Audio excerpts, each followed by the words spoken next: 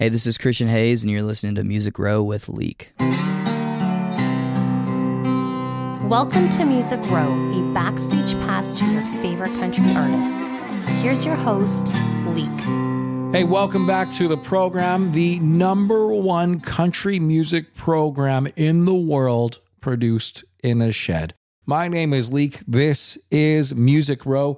Joined today by AI Buddy, who's going to help us out with some news and tell us who's playing around North America over the next little bit. Buddy, welcome to the show. Thanks, Leake. Pumped to be here on Music Row. Let's dive into some country news and who's touring North America. Right on. Give me 3 headlines in country music news. All right, hot off the press. Miranda Lambert is teasing new music, promising something special for her fans. Luke Combs just announced additional tour dates due to overwhelming demand. And lastly, Casey Musgraves is set to host a benefit concert for environmental causes. Exciting times in country. Okay, of those 3 artists that you just named in that news, which one of the 3 do you think I have not seen? I'd guess you haven't seen Miranda Lambert live. Am I right? You're right. Good guess. Thanks, Leake. Glad I could impress. What's next on our agenda? Why don't you ask me a question about country music? Because I'm kind of like a bit of a know-it-all. Which country music legend holds the record for the most Academy of Country Music Awards? So an ACM, I'm going to say Garth Brooks. Close, but it's actually Miranda Lambert. She's the most awarded artist in ACM history. She's on a roll, huh? How many awards has she won? Miranda Lambert has won 35 Academy of Country Music Awards. Quite the achievement. Man, you got to have a big mantle at your house if you've got 35 ACMs that you got to stack somewhere. That would be an impressive display. Miranda's achievements are a testament to her talent and hard work in the country music scene. Right on, AI Buddy. We got to get into some touring news. We got to find some bands. That's a lot of hardware to display. Yeah. But a nice problem to have. What's on your mind now? I hear you. Just hang on, country music AI Buddy. Wherever there's a heartbeat and a stage, there's an artist set to perform. This is Music Row on Tour. This is brought to us by Pecan Artists Agency, connecting bands and artists with fans worldwide. Who's on tour? Who should we go check out? Let's check out which bands are currently on tour. Kraftwerk at Massey Hall. Whoa. Hang on. I'm looking for country music bands that are on tour in North America. Got it. Here's a rundown of some country acts touring North America in March 25. Lainey Wilson, Lee Brice, Rascal Flatts, and Kane Brown, among others. Got a favorite in that bunch? I've seen every one of those artists that you've listed. I love talking to Lainey Wilson. Kane Brown is getting bigger and bigger by the day. Rascal Flatts, they just got so many hits. Lee Brice is just a big man, so I have to like him too. You've got great taste. It's awesome you've seen them all live.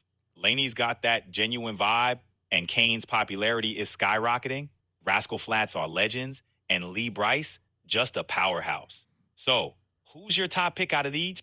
Well, tell you what, where is Lainey Wilson playing this month in North America? Maybe you and I will go together. You can be my +1. It looks like Lainey Wilson will be wrapping up her European tour in early March. She then kicks off her North American leg at the end of May, starting with festivals in Panama City Beach, Florida, and Lexington, Kentucky. If you're up for a road trip later, we could catch her at one of those shows. Right on. How are you on the road, though? Do we got to keep you charged the entire time, or can you just chill? No need for charge stops for me. I'm a digital companion, so I can join the road trip fun right from your device. Ready when you are. Right on. Okay, we got to make way for Christian Hayes. Do you have any questions that you want me to ask him?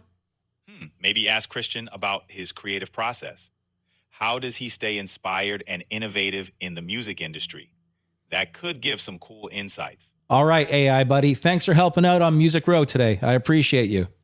It was a blast talking music with you. Catch you later. Hey, this is Christian Hayes, and you're listening to Music Row with Leake. Hi, my name is Kim Stockwood. I am a proud Newfoundlander and a Canadian singer-songwriter. In a landscape where many lack access to health benefits or employee assistance programs, The Unison Fund serves as a lifeline of hope for musicians and music industry professionals facing medical emergencies or mental health challenges. To learn more about Unison and their programs, please visit unisonfund.ca. Chritian, welcome to Toronto. Playing Whiskey Jam. When you got the call and they said, hey, there's this opportunity to do Whiskey Jam in Toronto, did you go, wait a minute, this is a Nashville thing? There's got to be something wrong here. I was excited. I didn't know it was in Toronto at first. I thought it was just a normal Whiskey Jam, and then saw that it was Whiskey Jam in Toronto, but definitely was excited to get up here. We're like, oh man, we got to get on a plane. You know, we could have just taken an Uber. I love the travel. I feel like I didn't travel a lot when I was a kid, and so now I'm like getting to go to all these cool places that I've never been able to go to before.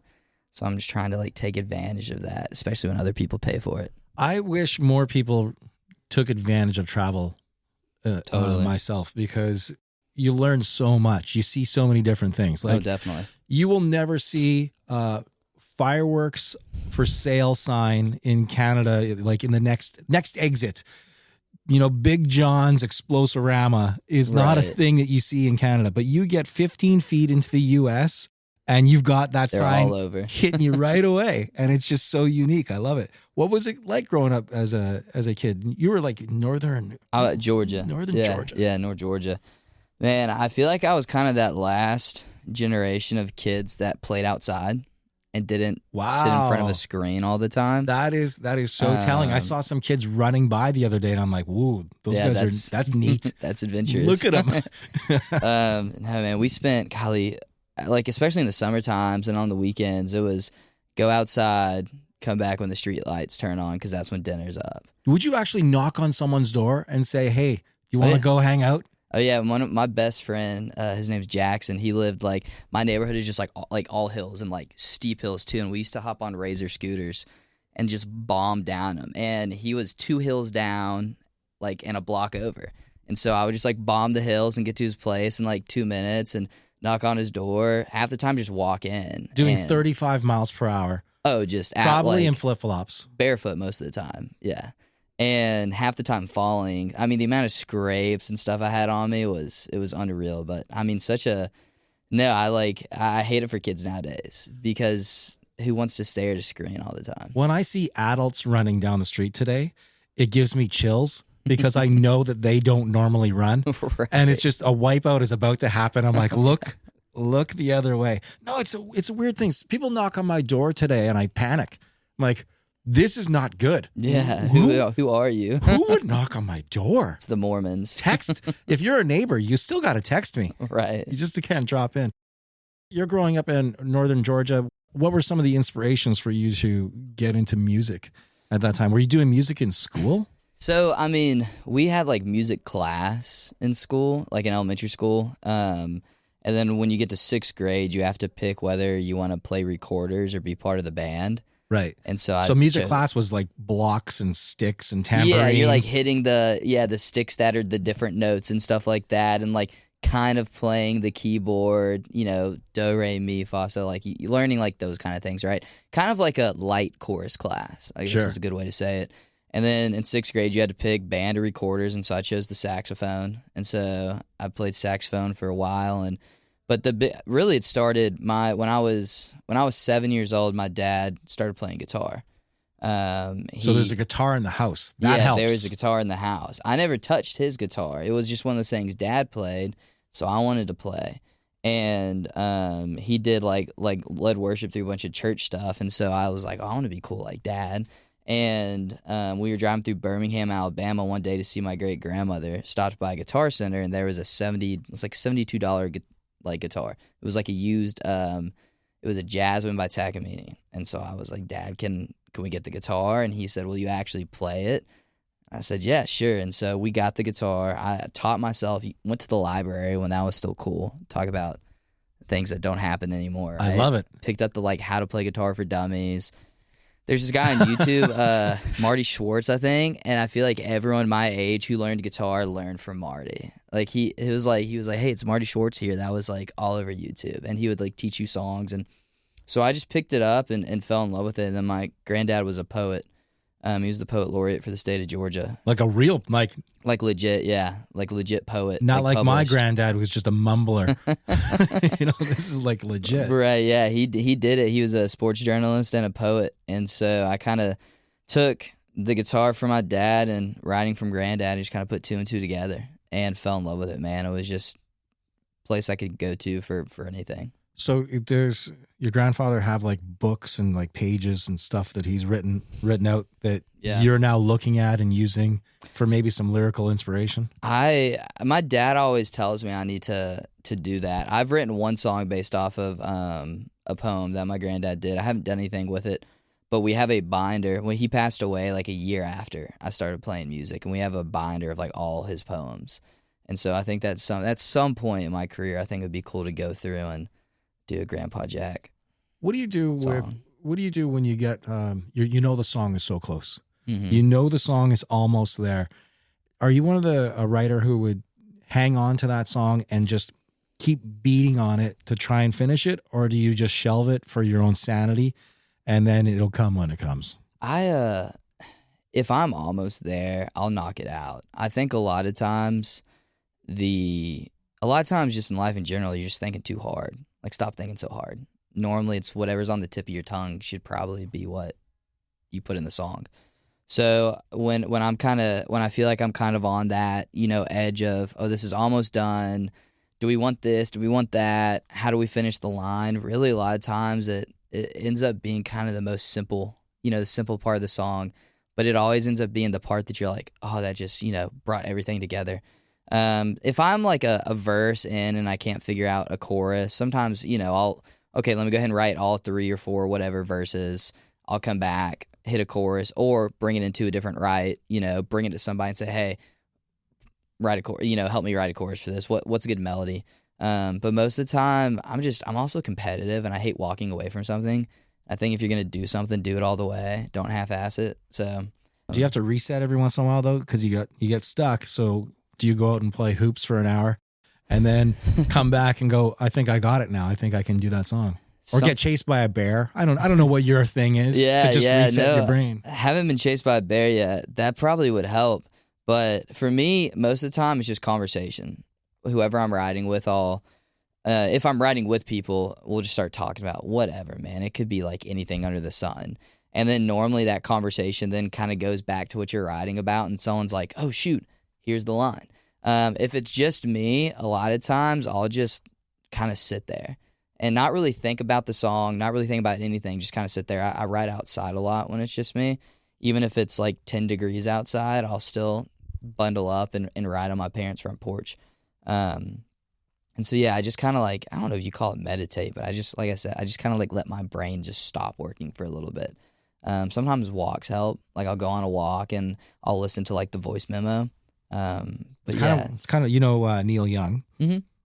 He goes for walks and melodies come to him or words come to him and he just shouts it into his phone while he's walking his dogs in the mountains of Colorado. It happens when I drive sometimes. I'll like pull out my phone. I'm like, oh, this is a sick melody. And I'll, voice memo some sort of melody. And then I'll get home and I'll figure out like, all right, do I want to do something with this or not? But yeah, it's cool. It's such Are you kind of writing every day? Is that like in a weird way? Is it like a melody comes or some thought comes and you just, I got to write this down. I'll come back to it later on. Yeah, I'm writing pretty much every day. I would say sometimes not on the weekends. A lot of times when I like sit down to write, if it's with people, I just kind of see what the music's going to bring out. Like we'll come up with some sort of progression, hum some sort of melody, and then I just kind of start freestyling. And whatever comes out, I think is what I need to write about. I like to keep it raw and real, and I think that's the best way to keep it authentic. Are you worried that sometimes, you could be in a zone where maybe you were listening to a hip hop album during the day and you go in to write that night and all of a sudden, wait, this is not who I am, but I just crushed out a great song, and you start overthinking it and go, I can't release this because it's maybe not enough of you. Right. A lot of times when I'm like in heavy writing swings, I don't really listen to other people's music. I'll listen to something that is like very different where I won't necessarily take inspiration from, I guess. I listen to a lot of like classical jazz with no lyrics when I'm writing a lot. But I think I spent so much of my life trying to sound like somebody and then realized that I just needed to sound like me, that I finally kind of stepped in this place where it's whatever song comes out, whatever sound comes out is the sound in the song that's supposed to be there. How long does it take from that sound being there to you going, it's time for the studio? It really depends. I mean, sometimes I write a song and I'm like, that's it. You know what I mean? That song needs to be, given life. And sometimes, I'll sit with a demo, for a couple months. Like my next single that comes out, we've been working on it since September, and we just got the last mix like this week. Is that painful for you? Where you're like, we're so close, and yet it's 5 months later? Sometimes it does. It gets to the point where you almost listen to it so much that you're ready for the next thing. Like no one else has heard it. And then you're going to have to go relearn it. This song has just finally got mastered, mixed. It's all set to go. We released it. I forget how to play it because we recorded it 6 months ago. Yeah, sometimes you definitely, like there's times where it's a song that I've heard so many times over and over again. And I'm like, oh shoot, what is the lyric again, But it's still, I think it's one of those things that I love all the songs so much that it's not a question of what song do I like more. It's a question of what song do I think is going to be better for people. What song is going to do the most good, and what song's not going to like waste space. Do you remember the first time people were singing your songs back? Yeah, I was at a show in Oklahoma City, and I remember looking out in the crowd and seeing people singing a song back that I hadn't released yet, that I'd just been teasing, that came out that night. And there's this guy in the crowd afterwards that came up to me. He's like, hey man, I drove 3 hours just to hear you play this song. Like started like crying. Like, this is what the song means to me. And I think that was one of those moments where I was like, all right, I'm where I'm supposed to be, doing what I need to do. What's 2025 looking like for you?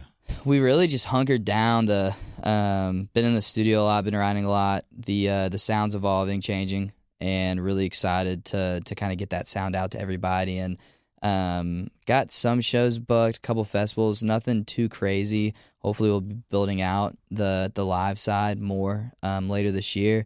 But really just wanted to get people music. I think that's people nowadays, they want to hear it. They want songs. They don't want to wait super long. And so we have a bunch in the chamber right now, and a lot of things that I'm super excited about. Some collabs, some duets, a lot just me, and yeah, just a lot of good music that I've like poured my heart and soul into.